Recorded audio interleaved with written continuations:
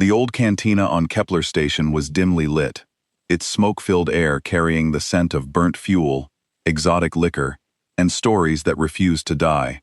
Weathered walls bore the scars of countless brawls, while the low murmur of travelers mixed with the distant hum of the station beyond. In the farthest corner, where the shadows were deepest, Commander Zicht sat alone with a heavy glass of bitter alien spirits clasped between his powerful forearms. He had become something of a legend, not because of the wars he had won, but because of the battles he had survived.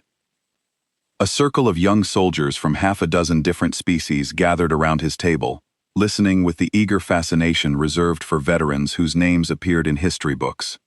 They came seeking tales of glorious victories, heroic last stands, and impossible campaigns. Instead, Zixt gave a slow, humorless smile. "You want to hear about humans?" he asked, his voice as harsh as stone grinding against steel.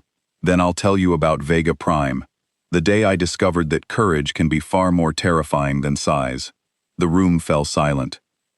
One of the youngest listeners, a brightly feathered, bird-like recruit, tilted his head in confusion. "Fear humans?" he chirped. "But they're so small, and so weak." Zix's expression hardened. Then he laughed. It wasn't the laugh of someone amused. It was the laugh of someone remembering a nightmare.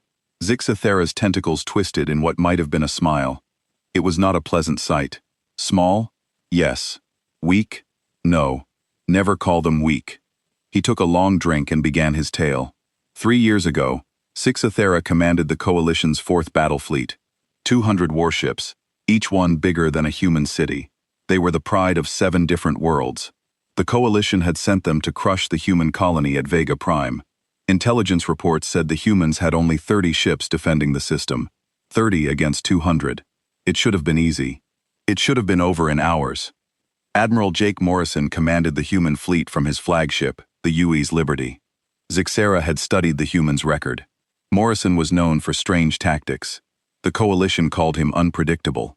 They should have called him dangerous. The battle began at dawn, Vega Prime time. The Coalition fleet dropped out of hyperspace in perfect formation. Zixatha felt proud, watching his ship spread across space like a metal cloud. Each ship was armed with the best weapons the galaxy could build. "Scan for enemy vessels," Zixatha ordered from his command ship. "Sir, we detect 30 human ships, just as intelligence reported," his sensor officer replied. The officer was a tall, thin creature, with green skin and too many eyes. "They are moving to intercept." Zixthera nodded. This would be quick.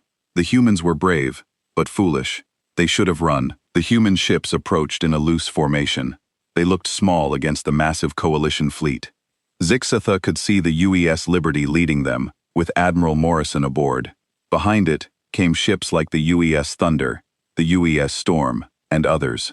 All ships prepared to fire. Zixa commanded, "Target the human flagship first." But something strange happened. Just as the Coalition ships locked their weapons, the human ships vanished. Not destroyed, vanished. One moment, they were there on every screen and sensor. The next moment, nothing. "Where did they go?" Zixthera demanded. His sensor officer's eyes were spinning in confusion. "Sir, I don't know. They just disappeared. All sensors show empty space." Zixthera felt his first touch of worry. In 30 years of war, he had never seen anything like this.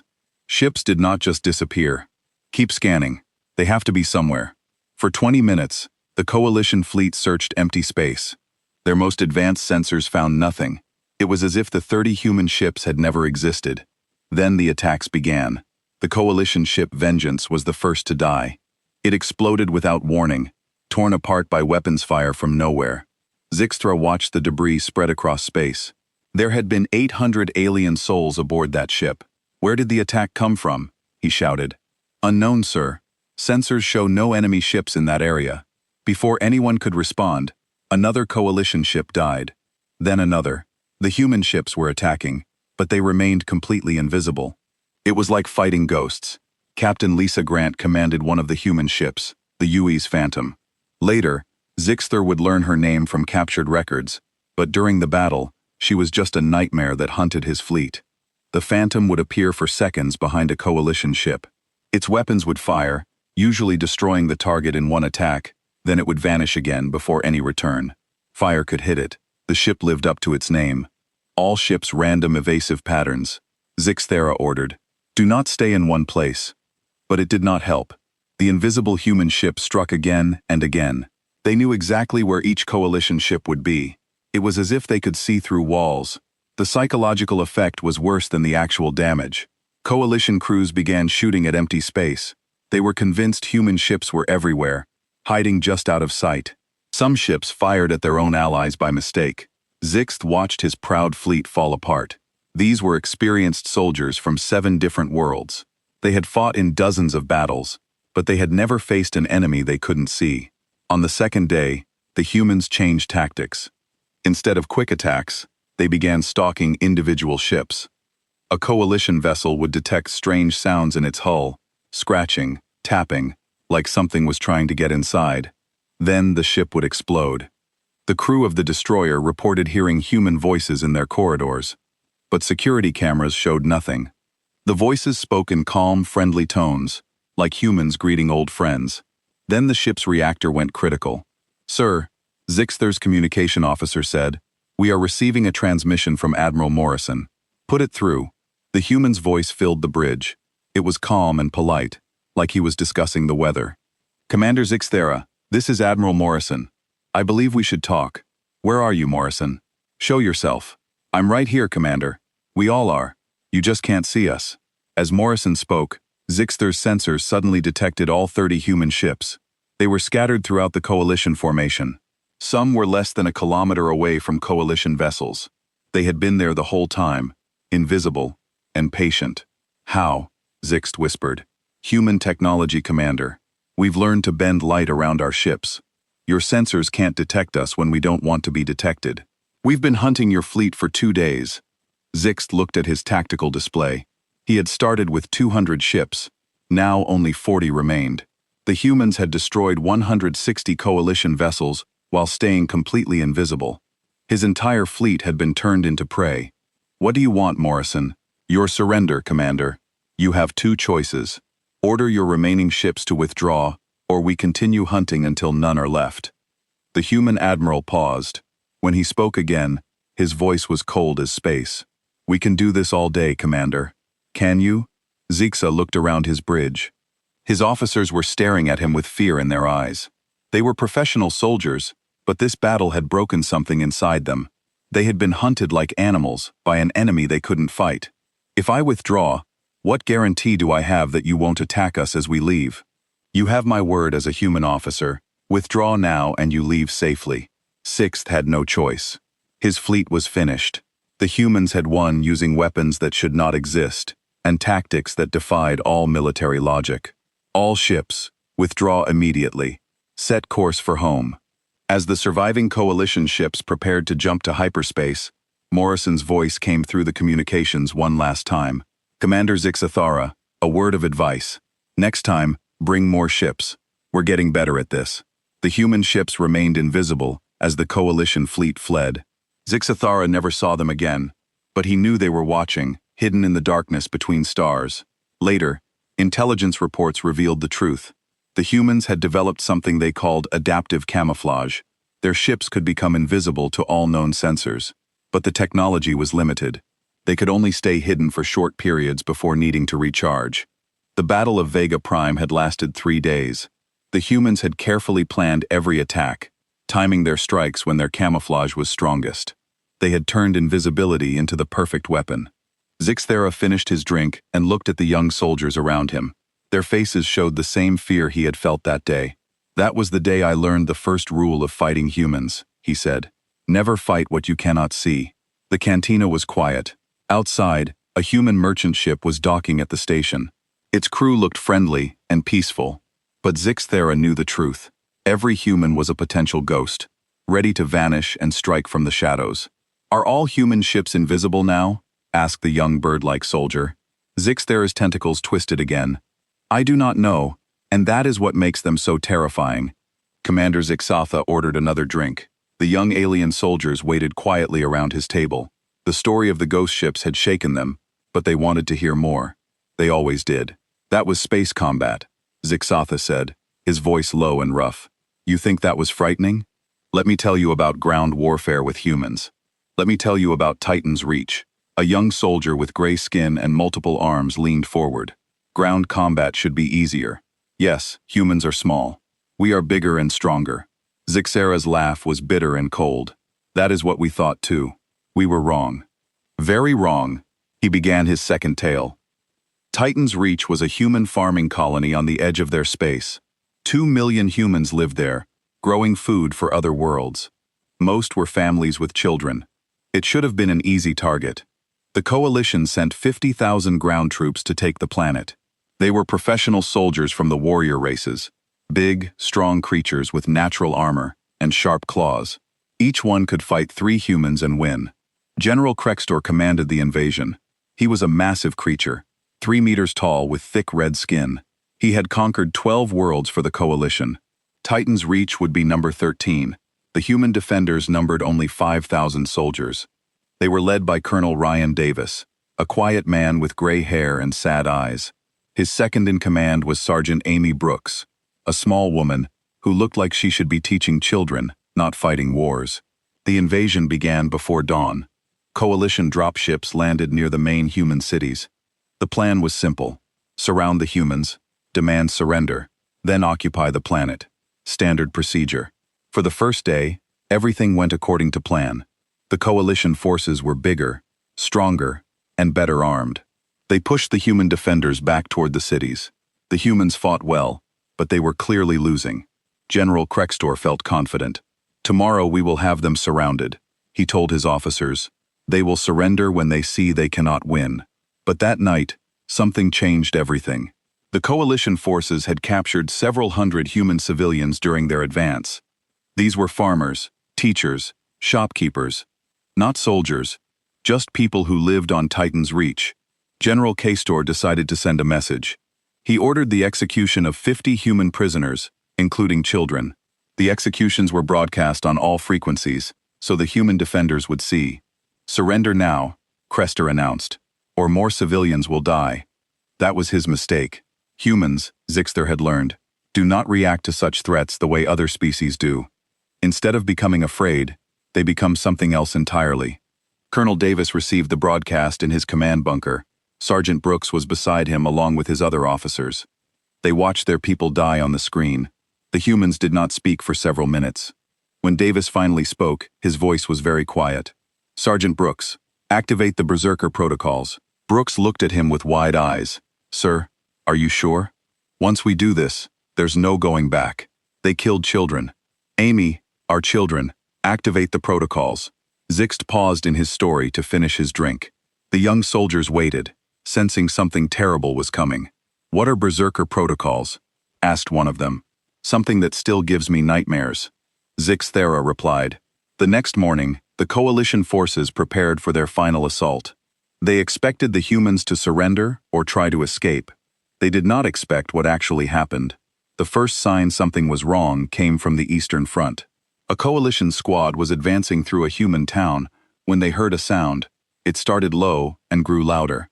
It was human voices, but not speaking words. They were screaming, not in fear or pain, but in rage. Private Danny Lee led the first human charge. He was a young man, barely 20 years old. He had worked on his family's farm before the war, but the person who charged the coalition lines was not a farmer anymore. Lee ran straight at a fortified position held by 20 coalition soldiers. He carried no rifle, no heavy weapons, only a metal bar he had torn from a building and a combat knife. The coalition soldiers opened fire. Plasma bolts hit Lee in the chest, the shoulder, the leg. Any one of those hits should have killed him, but he kept running. The coalition soldiers watched in horror as the human absorbed 17 direct hits and continued charging. Lee reached their position and began fighting with his bare hands and simple weapons. He moved like a wild animal, but with human intelligence behind the madness.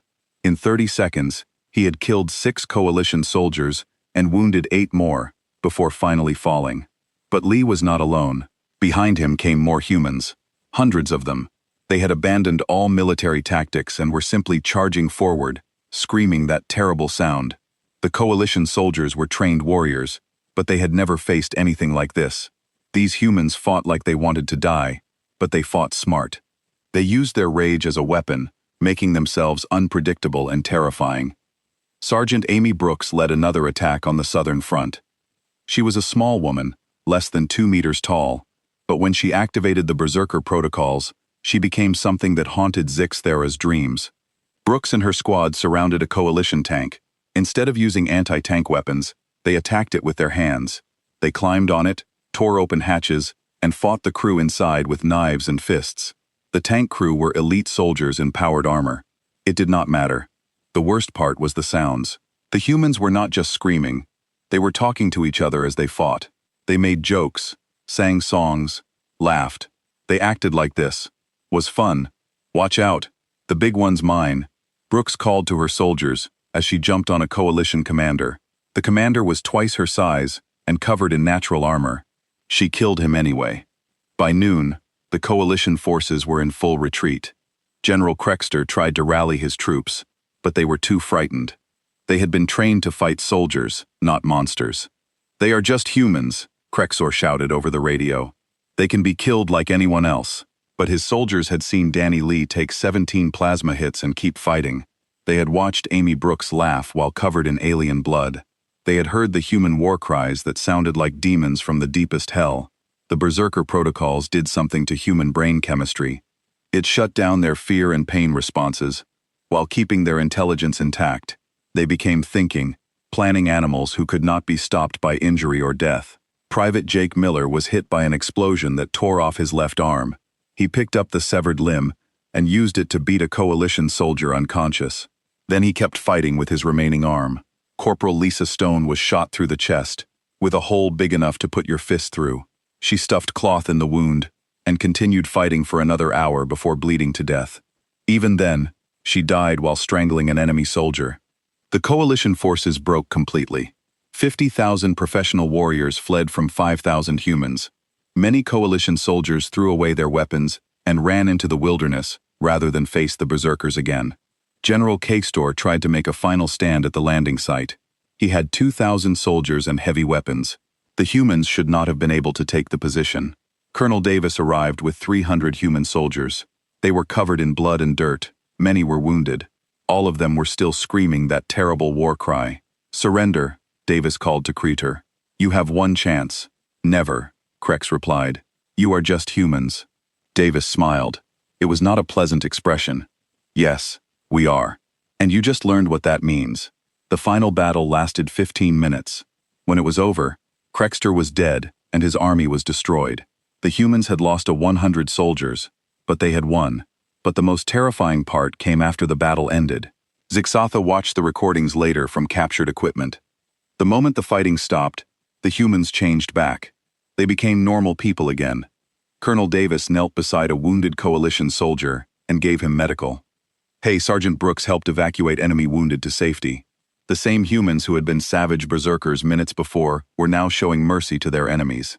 That is what makes humans truly frightening, Zixa told the young soldiers. They can choose when to be monsters. They turned their humanity on and off like a weapon, one of the soldiers asked. But why did they become so violent?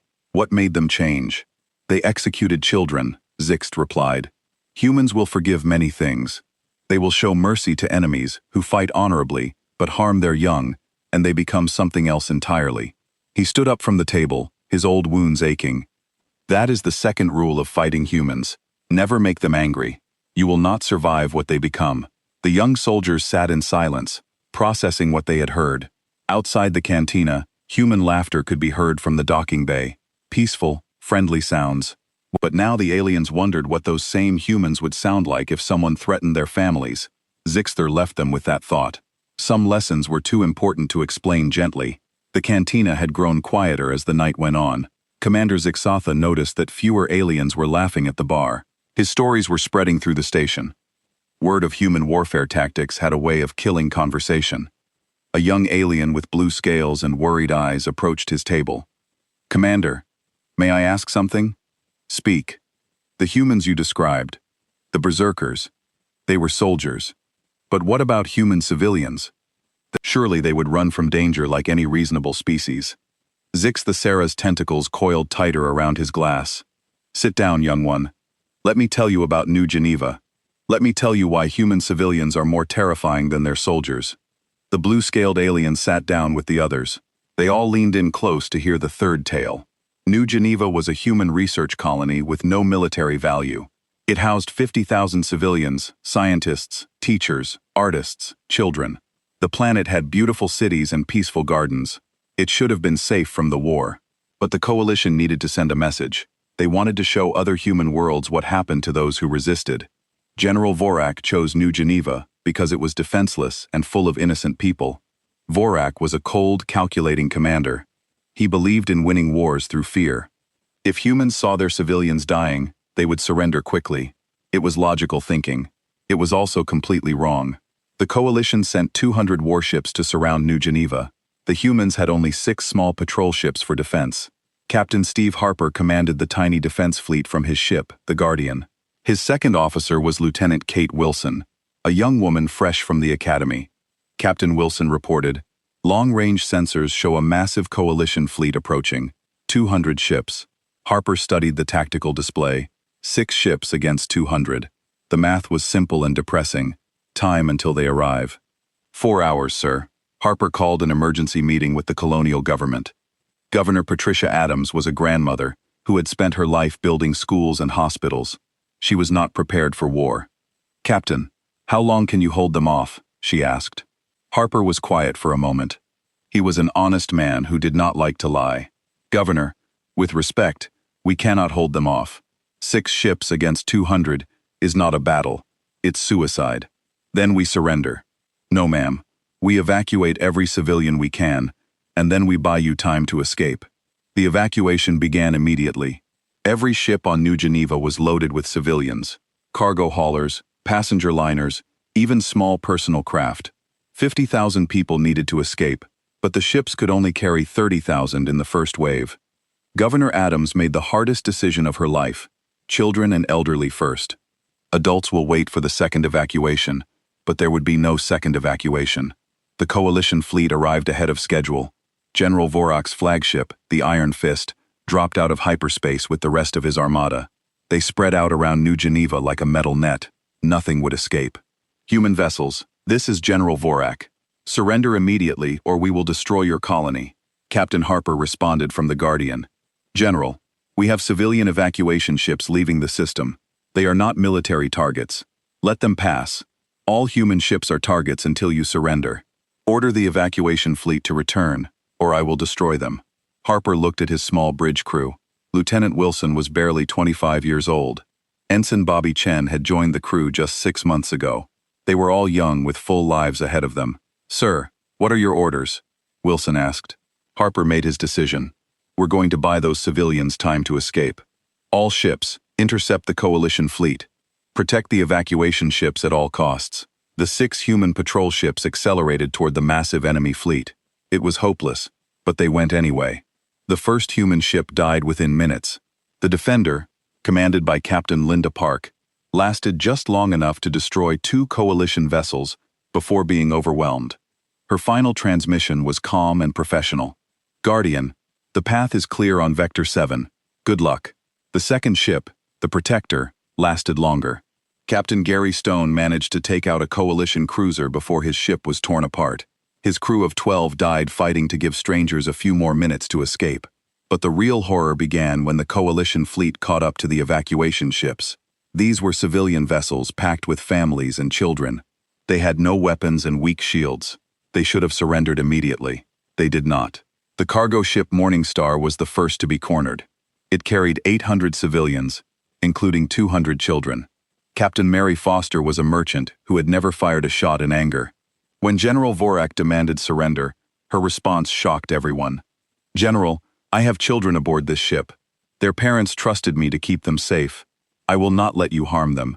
Captain, your ship has no weapons. Surrender now, and your passengers will be spared." Foster's laugh came through the radio. It was not a happy sound. "General, you don't understand humans very well. We don't surrender when children are in danger." The Morning Star turned toward the coalition flagship. It accelerated to ramming speed. "Captain Foster, this is suicide. You will all die. Yes, we will. But we'll take some of you with us." Maybe that will give the other ships time to escape. General Vorak watched in disbelief as the cargo ship charged his flagship. The civilians aboard were singing. He could hear them over the radio. Children's voices mixed with adults, singing old Earth songs as they flew toward certain death. The Morning Star crashed into the Iron Fist's escort destroyer. Both ships exploded in a ball of fire and debris. 800 human civilians died in seconds, but their sacrifice damaged the coalition formation and allowed 3 other evacuation ships to escape. This set the pattern for the rest of the battle. Every time the coalition caught an evacuation ship, the civilians chose to fight rather than surrender. They turned cargo ships into weapons, passenger liners into bombs. The luxury liner Ocean Dreams carried 5,000 civilians. When surrounded, the passengers voted on what to do. The vote was unanimous: fight. Captain Robert Kelly, who had spent his career taking people on peaceful cruises, armed his ship with improvised weapons and charged the enemy. Meanwhile, Captain Harper and Lieutenant Wilson continued their hopeless battle in the Guardian. They were the last military ship left, facing an entire fleet alone. "Captain, our weapons are nearly depleted," Wilson reported. "Hull integrity at 30%. We should retreat." Harper looked at the tactical display. 12 evacuation ships were still trying to escape. If the Guardian withdrew, those civilians would die. "Kate, I need you to listen carefully. We're not going home today." Wilson understood immediately. She was young, but she was not stupid. "Yes, sir. What are your orders?" "We're going to ram Vorak's flagship. If we take out their command ship, it might disrupt their formation long enough for the last civilians to escape." Wilson nodded. She thought about her family back on Earth. Her parents, her little brother, her boyfriend, who was planning to propose when she returned from this assignment. She would never see any of them again. "Sir, before we do this, can I ask you something?" Of course. "Do you think the civilians will make it?" Harper smiled sadly. "Some of them will. That's enough." The Guardian turned toward the Iron Fist. The ship's engines pushed far beyond safe limits, building speed for the final attack. "General Vorak, this is Captain Harper. You wanted to send a message about attacking human civilians. Here's our message back." The Guardian struck the Iron Fist amidships. The explosion destroyed both ships and killed everyone aboard, including General Vorak. The coalition fleet lost its commander and its coordination. In the confusion that followed, the remaining evacuation ships escaped. 20,000 human civilians survived because other humans chose to die for them. Strangers died for strangers, without hesitation. But the most disturbing part of the battle came in the aftermath. Coalition intelligence analyzed the radio transmissions from the civilian ships. They found something that chilled every alien who heard it. The humans had been calm.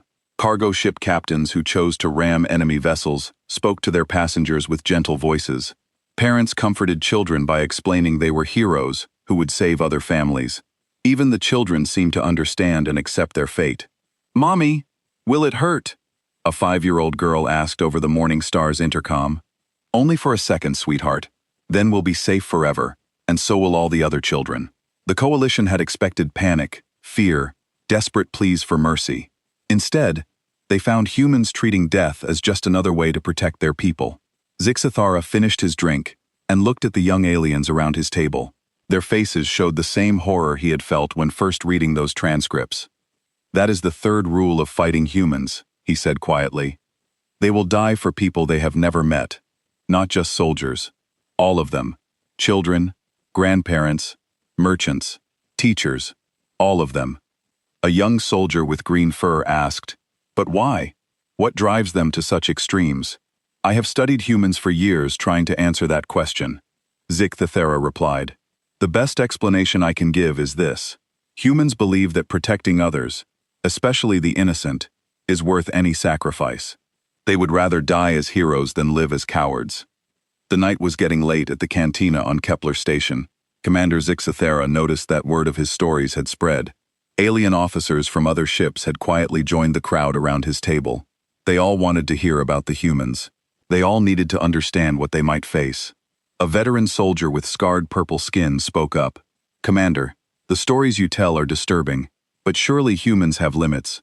Surely they can be broken like any other species." Zixatha's laugh was dry and bitter. "Broken? You think humans can be broken?" He ordered another drink. Let me tell you about Firebase Alpha. Let me tell you why no sane commander ever tries to outlast humans in a siege. The crowd grew larger, as other aliens stopped their conversations to listen. Even the bartender, a large creature with 6 arms, stopped cleaning glasses to hear the tale.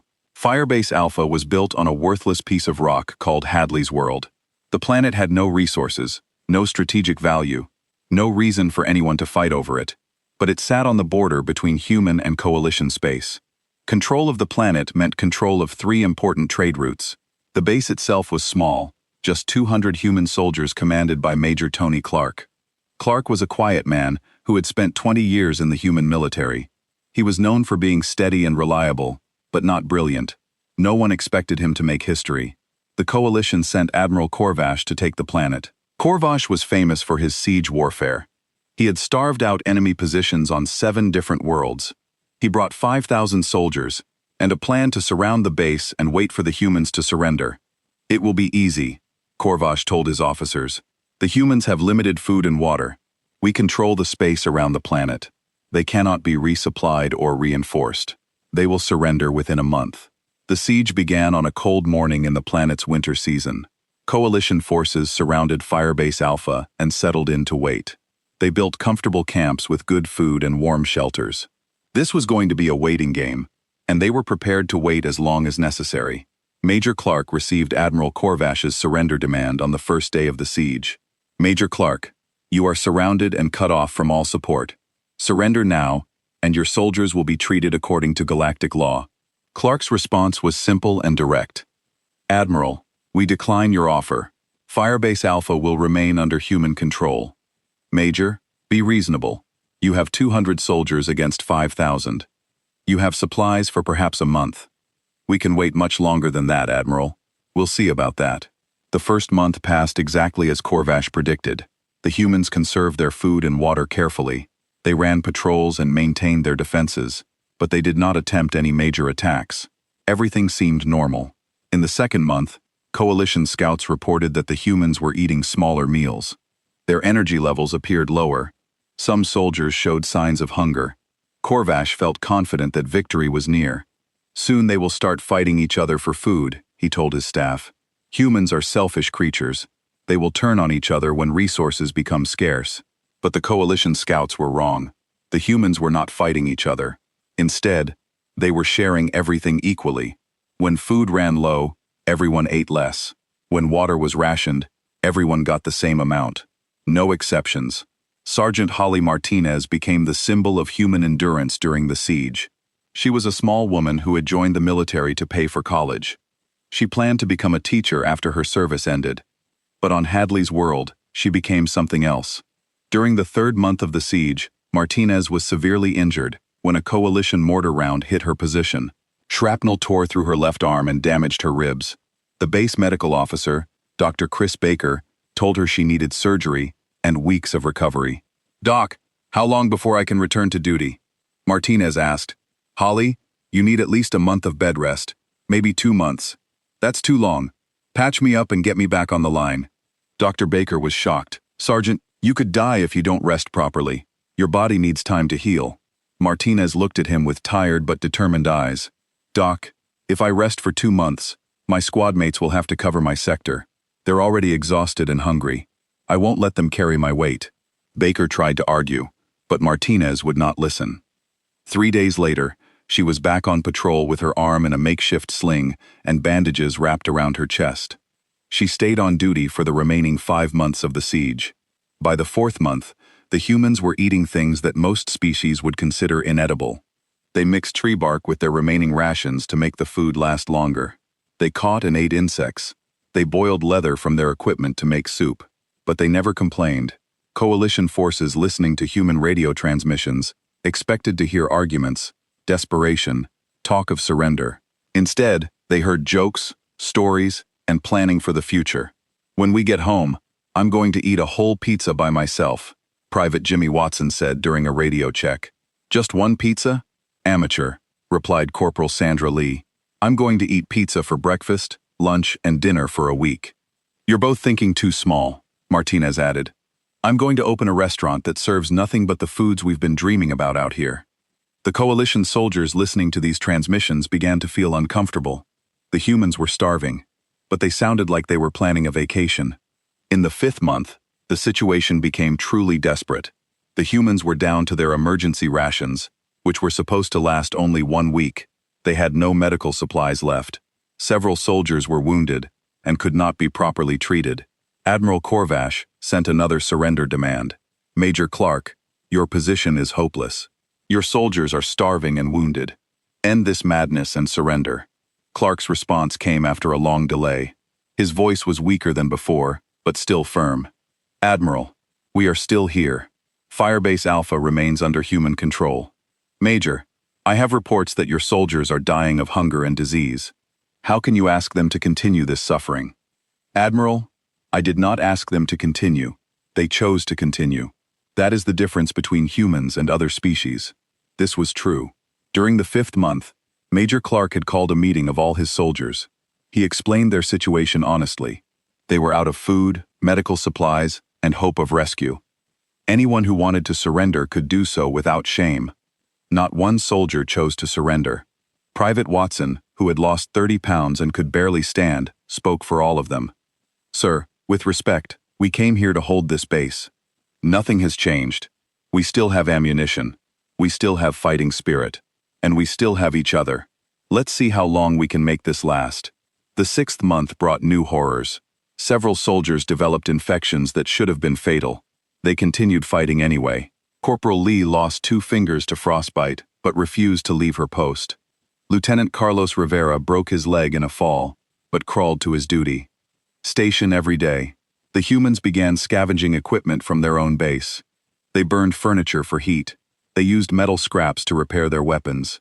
They made new clothes from torn tents and blankets. Waste nothing, use everything. Keep fighting. Dr. Baker performed surgery with improvised tools and no anesthesia. His patients bit down on pieces of wood to keep from screaming and returned to duty as soon as they could walk. He operated by candlelight when the base generators failed. But the most disturbing thing was the human morale. As conditions got worse, their spirits seemed to get stronger. They sang songs during the coldest nights. They told stories to keep each other awake during watch duty. They planned elaborate meals they would cook when the siege ended. In the 7th month, coalition forces began to break. The siege was supposed to be easy. They were supposed to be relaxing while the humans starved. Instead, they found themselves fighting an enemy that refused to acknowledge defeat. Some coalition soldiers requested transfers to other units. Others began having nightmares about the humans in the base. How do you fight enemies who treat suffering as just another challenge to overcome? Admiral Corvash increased the bombardment, hoping to break human morale. It had the opposite effect. The humans used the rubble from destroyed buildings to improve their fortifications.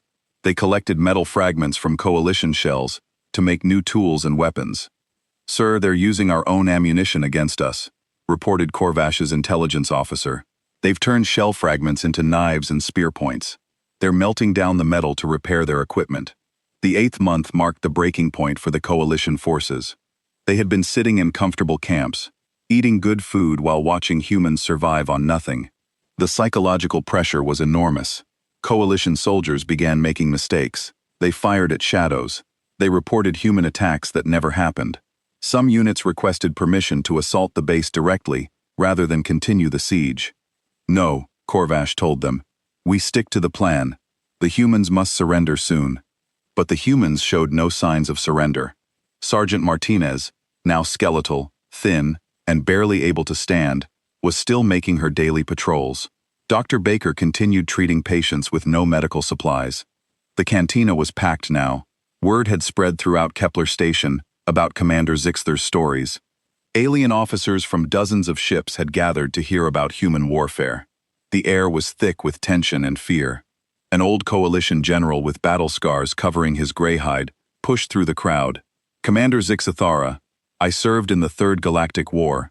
I commanded fleets against the humans. Your stories are disturbing, but they describe small battles. What about the big picture? Surely the coalition's superior numbers would win a total war. Zixera looked at the scarred general with something like pity in his ancient eyes. General, you want to know about the big picture? You want to know why we made peace instead of finishing the war? He gestured for the general to sit. Let me tell you about the Battle of Saul. Let me tell you why we stopped fighting. The cantina grew completely quiet.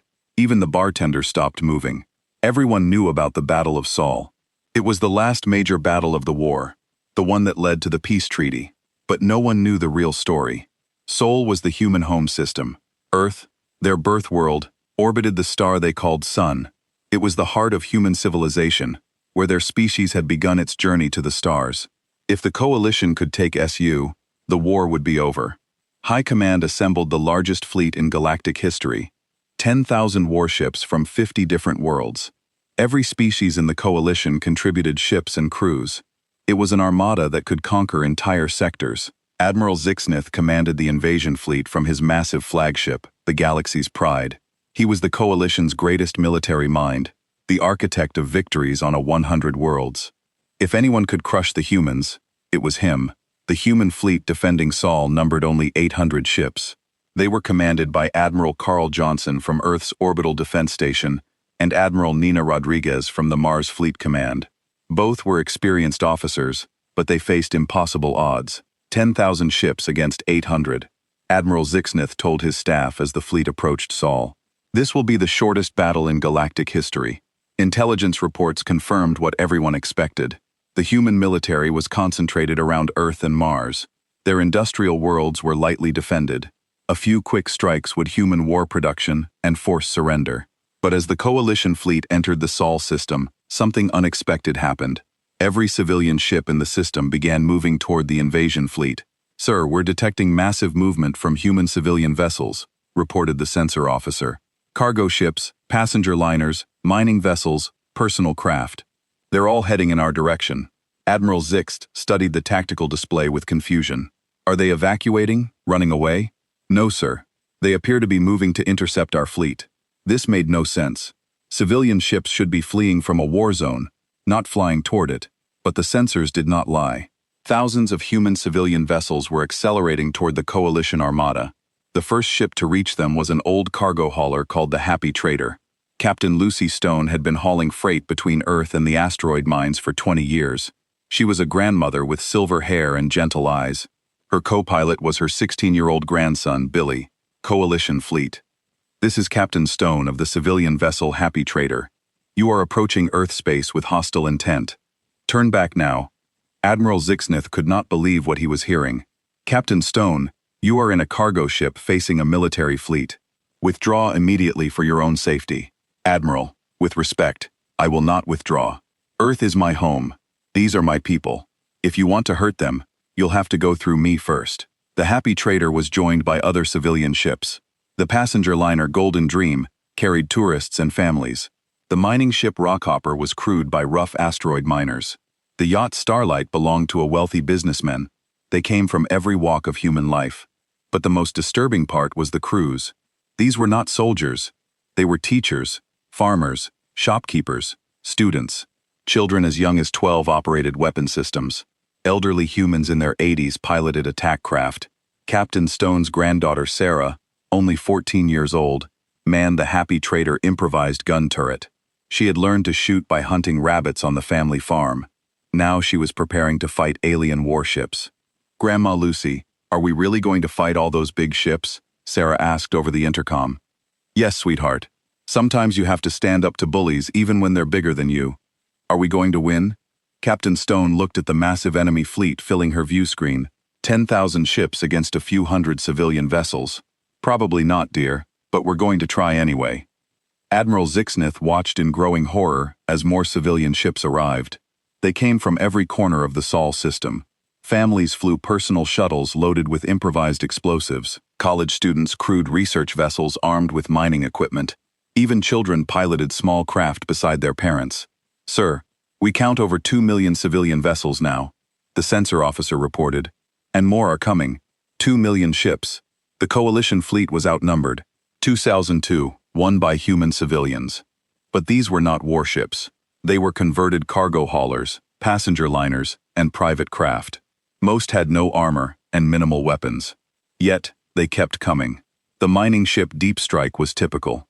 Captain Joe Brown had spent his life digging ore from asteroids. His crew of 12 included his wife Martha, his 2 sons, and 9 neighbors from his mining station. They had welded mining lasers to their ship's hull and loaded the cargo bay with explosives. "Betty," Captain Brown called to his teenage daughter, "you don't have to do this. You can take an escape pod back to the station." "Dad, we're fighting for Earth, for home." "I'm not running away." Similar conversations happened on thousands of ships. Human families chose to fight together rather than abandon their world. Parents and children crewed the same vessels. Grandparents operated weapons while grandchildren piloted ships. The coalition forces began to feel something they had never experienced before: moral horror.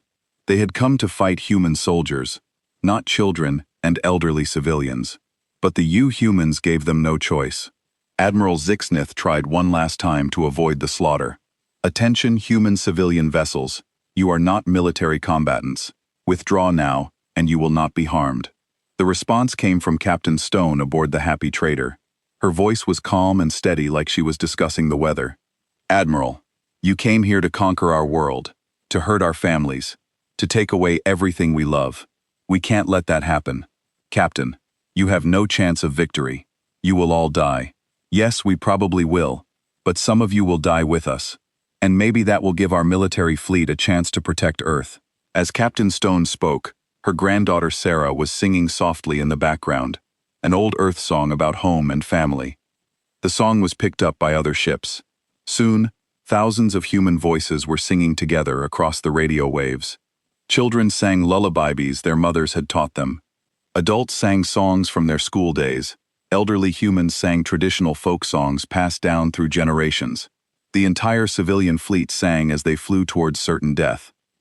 Admiral Zixith had conquered 50 worlds. He had ordered the deaths of millions of enemy soldiers, but he had never faced anything like this. How do you fight children who sing as they prepare to die? Many coalition ships began to break formation. Captains refused orders to fire on civilian targets. Entire crews abandoned their posts rather than participate in what felt like mass murder. "Sir, we're losing cohesion," reported Zixith's tactical officer. 17 ships have withdrawn without orders. Others are refusing to target civilian vessels. The first attack came when a human garbage scout piloted by an 80-year-old woman rammed a coalition destroyer. The old woman had loaded her ship with nuclear waste and flown it directly into the enemy vessel. Both ships were destroyed instantly.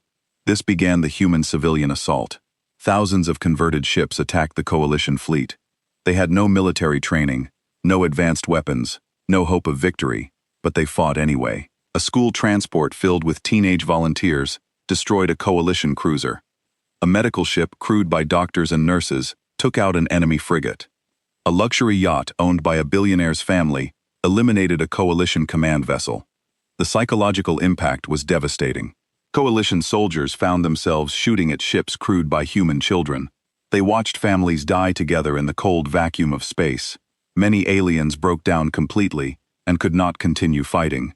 But the most terrifying moment came when the human military fleet finally engaged. Admiral Johnson and Admiral Rodriguez had used the civilian sacrifice to position their forces perfectly. The 800 human warships struck the confused and demoralized coalition fleet with devastating precision. The battle that should have lasted hours was over in 30 minutes. The coalition fleet was destroyed. Admiral Zixnith died when his flagship was rammed by a human hospital ship crewed by volunteer medical students. Of the 10,000 coalition ships, fewer than 1,000 escaped. The human military lost 200 vessels, but the civilian casualties were enormous. Over 1 million human civilians died defending their home system.